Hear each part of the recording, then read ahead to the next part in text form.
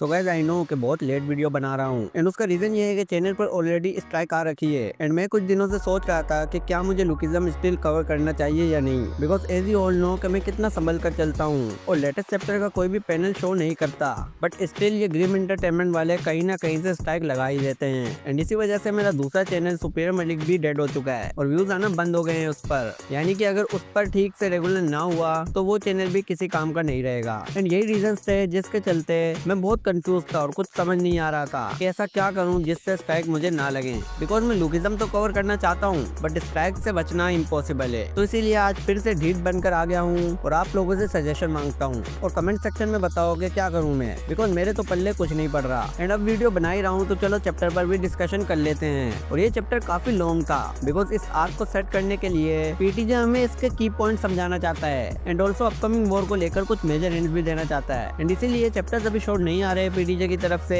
और हमने last chapter में देखा था कि डेनियल और जैक आमने सामने थे, वो भी डिफरेंट अलायंस के साथ, और ये देखने के बाद सभी लुकिज्म फैंस के मन में एक ही चीज चल रही थी कि साला ये कौन सी खिचड़ी पका रहा है पीटीजे। और फिर हमें इस चैप्टर में आखिरकार ये पता चला कि डेनियल निकला हुआ था दोनों किंग्स को कन्फ्रंट करने के लिए, बट उसे एक बाइकर मिल जाता है इंच्योन में जो उसका बैग लेकर मोटी गली से निकल लेता है। बट इतना बड़ा बैग देखकर मुझे तो पहले ही आइडिया हो गया था कि पक्का बिग डेनियल ही होगा इसमें, बिकॉज पीटीजे हमें जानबूझकर उस बैग पर फोकस करवा रहा था। एंड ये जो हॉट लड़की है फर्स्ट जनरेशन की जो एक्चुअल में बाइकर निकली थी, भाई असली ट्विस्ट तो यही था जो पीटीजे ने हमारे मुंह पर फेंक कर मारा और ये आई है चोई बोंग पाल को टक्कर देने के लिए। एंड स्ट्रॉन्ग तो ये है बिकॉज इसने बिग डेनियल को बैग समेत उठा लिया था, वो भी एक ही हाथ से, और लेटर जब बिग डेनियल बैग से बाहर निकला तो भी इसने बहुत इजीली डेनियल के पंचेस को डॉज किया था। और मजे की बात तो ये है कि अभी ये सीरियस हो ही रही थी कि जग्गियोना आ गया, वरना आहिस्ता आहिस्ता इसने सारे कपड़े उतार देने थे और फिर हमें असली दंगल देखने को मिलता दो नंगे पुंगे लोगों का, 12 जो का साइड। बट जैसा कि सब यूट्यूबर्स बोल रहे हैं कि जग्गियोना गुड गाय होगा इस केस में और यूजे ही दल्ला निकलेगा,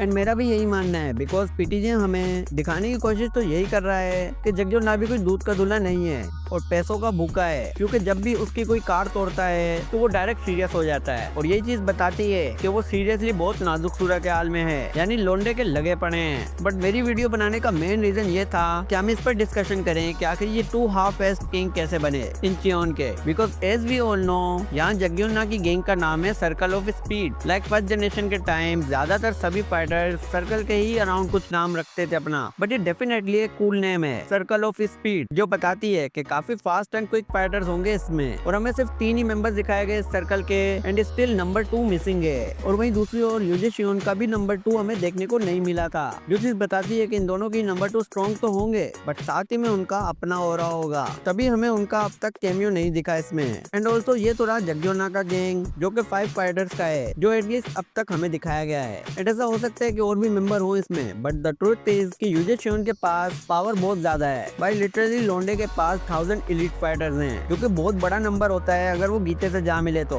क्योंकि फिर तो भाई सब खत्म है, एलाइट, बिग डील और वो सभी लोग जो गीते के अगेंस्ट जाएंगे। एंड अब तुम्हें मजे की बात बताता हूँ कि ये आर्क सेट इसीलिए की गई है ताकि हमें पता चले कि यूजे शियोन आखिर कितना बड़ा हरामी है और कितना इविल है अपने प्लेन्स को लेकर। एंड अब जब हमें नेक्स्ट चैप्टर में जग्गियोना और डेनियल की कन्वर्सेशन से पता चलेगा कि वो सिर्फ और सिर्फ इंचियोन को बचाने के लिए ये सब कर रहा है, तो ऑब्वियसली डेनियल उसके साथ अलायंस में आ जाएगा एंड लेटर जैक को भी बताएगा कि ये साला हरामी लसन इसका बहुत बड़ा काट रहा है। एंड ऐसे ही इंचियोन आर्क एंड होते होते हमें दिख जाएगा कि यूजे शियोन फाइनली ज्वाइन करेगा गीते किम को और जग्गियोना स्टिल रहेगा गुड साइड पर। और ये तो हम सब भी जानते हैं कि बुसान आर्क में वो ऑल आउट नहीं गया था और ये साफ साफ पता चल रहा था बिकॉज आखिर कौन सा किंग है जो अपने से कम एक्सपीरियंस वाले फाइटर से बिना ऑल आउट लड़े हार मान लेता है, क्योंकि किंग ऑफ इंचियोन जानबूझकर जेम्स ली को कॉल पर बार बार ये बोल रहा था कि ये बहुत स्ट्रॉन्ग है और तुमने रॉन्ग इन्फॉर्मेशन दी थी और मैं हार गया हूँ वगैरह वगैरह। एंड इन्हीं बातों से चिढ़कर जेम्स ली ने इंचियोन को लेकर जो उसकी डील थी जग्गियोना से वो ब्रेक कर दी थी। एंड अब तो ये चीज कंफर्म भी कर दी गई है इसी चैप्टर में जब एंड में जग्गियोना डेनियल से बोलता है कि तब मैं ऑर्डर फॉलो कर रहा था और अब मैं अपनी मर्जी से लड़ने वाला हूँ। एंड हम जानते हैं कि स्टिल डेनियल जितना भी स्ट्रॉन्ग हो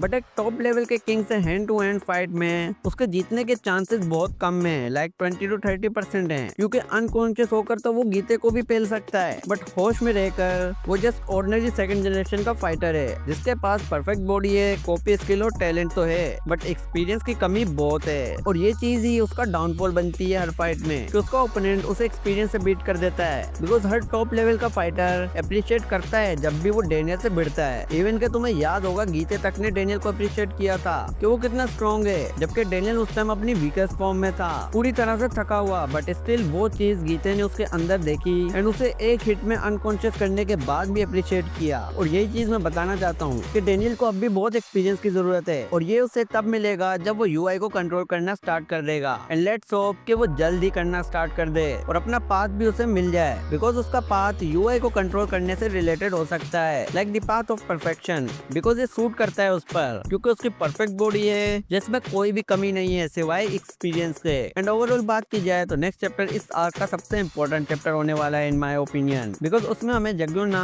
और यूजे शियोन का पास देखने को मिल सकता है और फिर हमें प्रेजेंट टाइमलाइन में देखने को मिल जाएगा जहाँ डेनियल और जैक आमने सामने होंगे। और उसके बाद एक फाइनल फाइट होगी इंचियोन में दोनों किंग्स की, उसी प्लेस पर जहाँ इन्होंने अभी अटैक किया है डेनियल वालों ने। एंड देन कोई एक किंग वहाँ से एस्केप करेगा और ये तो मैं नहीं गेस कर पा रहा, बट आई थिंक यूजे शियोन वहाँ से भाग सकता है फाइट से अगर वो हार रहा होगा तो, बिकॉज हम जानते हैं कि जग्योना का घर है इंचियोन और बात अगर इंचियोन की है तो वो जेम्स ली के अगेंस्ट भी जाने को तैयार हो जाएगा। तो ये यूजे शियोन कौन सी खेत की मूली है और इनकी राइवलरी तो ऐसी होगी जैसे जैक और सैमुअल की है। एंड इसलिए मुझे ऐसा लगता है कि इस आर्क की एंड में एक किंग इंचियोन छोड़कर भाग जाएगा एंड वो होगा यूजे शियोन, जो कि बाद में आएगा अपने पापा गीते के साथ इन सबका गेम बजाने के लिए। एंड काफी हाई चांसेस हैं कि फाइनल वॉर, जिसके लिए अब तक हाइप क्रिएट की जा रही थी कि एक बहुत बड़ी वॉर होने वाली है, वो इंचियोन में ही हो, क्योंकि ये पूरा शहर ही बंजर है और इसमें सभी फाइटर्स ऑल आउट जा सकते हैं बिना किसी दिक्कत के। ऊपर से यहाँ तो कोई पुलिस भी नहीं आने वाली बिकॉज ये एरिया ही करप्ट है, तो यहाँ तो गीते का असली जंगली पना भी देखने को हमें मिल सकता है और जरूर मिलेगा भी। एंड साथ ही में उसके पापा गन पार्क भी हमें इंटर करते हुए दिखेंगे इस वॉर में और इसके तो बहुत हाई चांसेस हैं, क्योंकि उसने डेनियल से पूछा था कि वो कहाँ जा रहा है एंड ही नोस कि इंचियोन में वॉर होने वाली है, जिसका मतलब बहुत बवाल होने वाला है। और ये एक ऐसी वॉर होगी जिसको लेकर मुझे गट फीलिंग आ रही है कि पीटीजे इसे बहुत एक्सपेंड करने वाला है, लाइक ये मोर देन 1 ईयर तक चल सकती है, क्योंकि ये लुकिज्म का एंड गेम है ब्रो। इसमें हर एक कैरेक्टर अपीयर होगा जो कि पीटीजे की दूसरी मानवा के मेन कैरेक्टर्स हैं वो भी